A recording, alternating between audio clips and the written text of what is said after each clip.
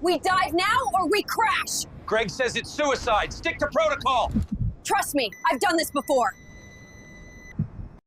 You know, I never thought my life would turn into one of those wild stories you hear about on the news. The kind where everything flips upside down in a heartbeat, and you're left wondering how the hell you got through it, but here I am, sitting back, thinking about that day, and it still gives me chills, like a ghost from the past whispering in my ear. Picture this. I'm Captain Sarah Falcon Thompson, just your average airline pilot hauling folks from Chicago to St. Louis on what should have been a milk run, 248 souls on board trusting me to get in there without a hitch. But deep down, I've got this secret gnawing at me, one that's been buried for years because, honestly, who wants to drag their old war stories into a 9-to-5 job?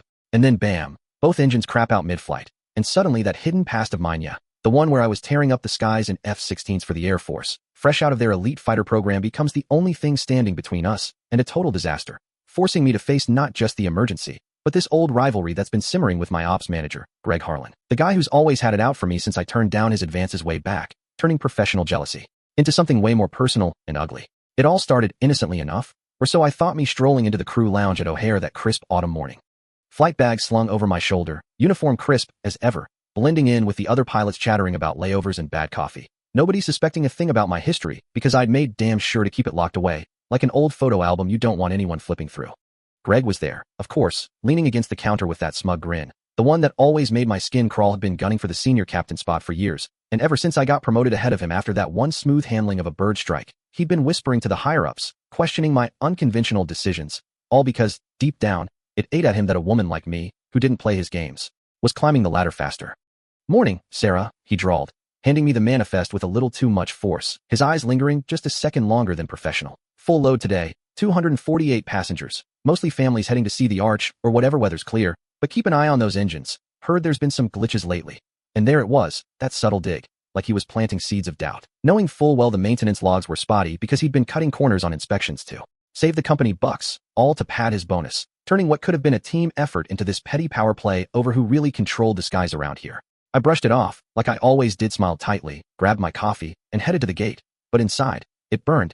You know, that quiet rage of dealing with someone who saw you as a threat rather than an ally, especially when you'd flown combat missions over hostile territory, dodging SAMs and pulling GS that would make most folks puke, only to come home and hide it all because you just wanted a normal life, away from the adrenaline and the loss that came with it. My co-pilot that day was Mike Reynolds, a solid guy with a decade under his belt, easygoing, cracking jokes about the Cubs' latest loss as we settled into the cockpit of that massive Airbus A350, engines humming like old friends, ready to play chauffeur again. "Cap?" he chuckled, and I laughed along, waving back at a kid peeking through the window, her wide eyes full of wonder, reminding me why I stuck with this gig. To get people home safe, not to prove anything to assholes like Greg. We pushed back at 8:45, cleared for takeoff on runway 28, and up we went, smooth as silk, climbing to 35,000 feet, the first hour passing with small talk and checklists, passengers munching on pretzels below, oblivious to the storm brewing not in the clouds, but in those damn engines that Greg's shortcuts had left vulnerable. Then, around 9:50, it hit that low rumble from the left engine, like a growl building in your gut, and I felt it before the alarms even kicked in, my instincts from those fighter days snapping awake, the ones where a split-second hesitation could mean lights out. "You hear that?"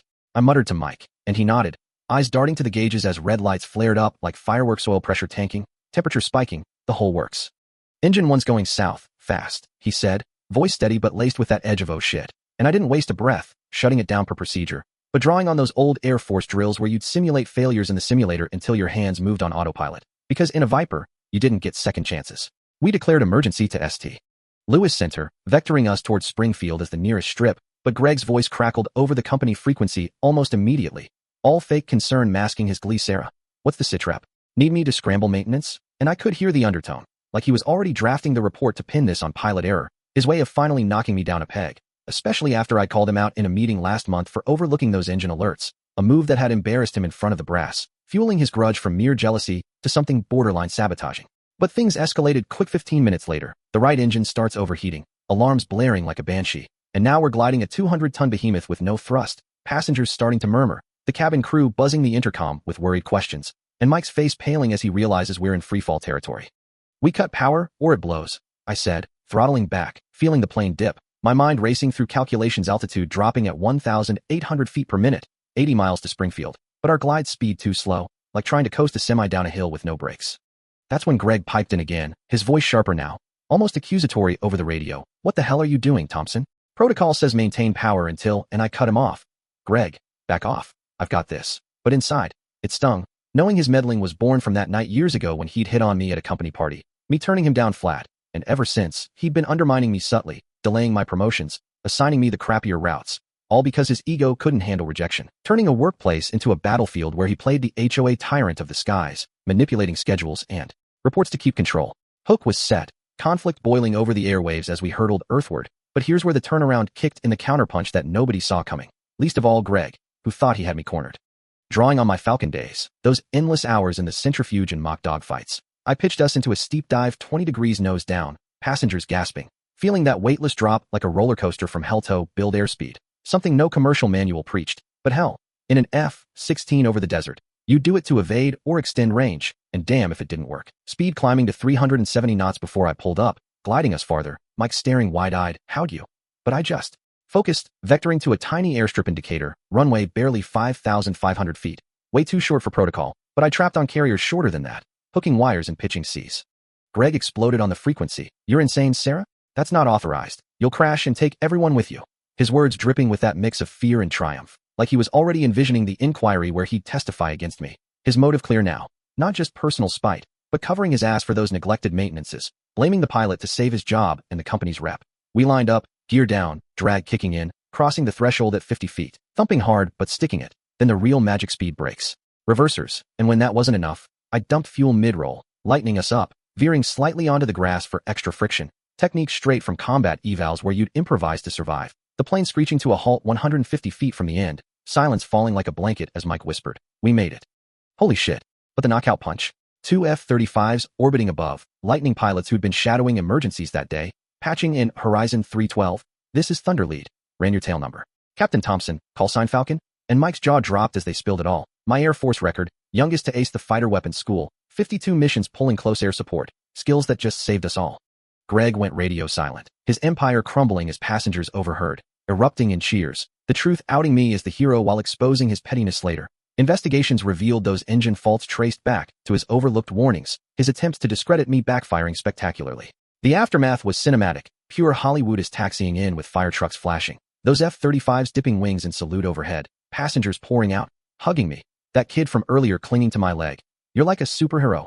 Her mom tearing up, you saved us all. And me, finally unburdened, admitting over the PA, yeah, folks, before this, I flew fighters for Uncle Sam. Used every trick today to get you home. Media exploded headlines screaming, Hidden Ace saves 248, ex-fighter pilot's secret past, White House calling for a medal, but the satisfying scene? Greg in the debrief, face ashen as the FAA grilled him, me looking him dead in the eye next time. Focus on the job, not your grudges, his mumble of I didn't mean. Trailing off, defeated, his power play shattered, forced into early retirement while I got the nod to lead a new hybrid training program, blending military tactics with civvy flying, saving more lives down the line. Years on, that program's thriving, pilots worldwide crediting it for handling their own close calls. And that kid? She's in flight school now, emailing me for tips, full circle. But here's the twist that still sparks debates: was Greg just a jealous jerk? Or did the system enable guys like him, letting personal beefs endanger lives? Makes you wonder about those unseen battles in every workplace, right? Drop a comment below. What do you think? Was justice served? Or should the airlines have caught his sabotage sooner? Share your own stories of workplace rivals gone wrong. Hit like if this got your heart racing. And subscribe for more real-life tales that prove sometimes your past is exactly what saves the day.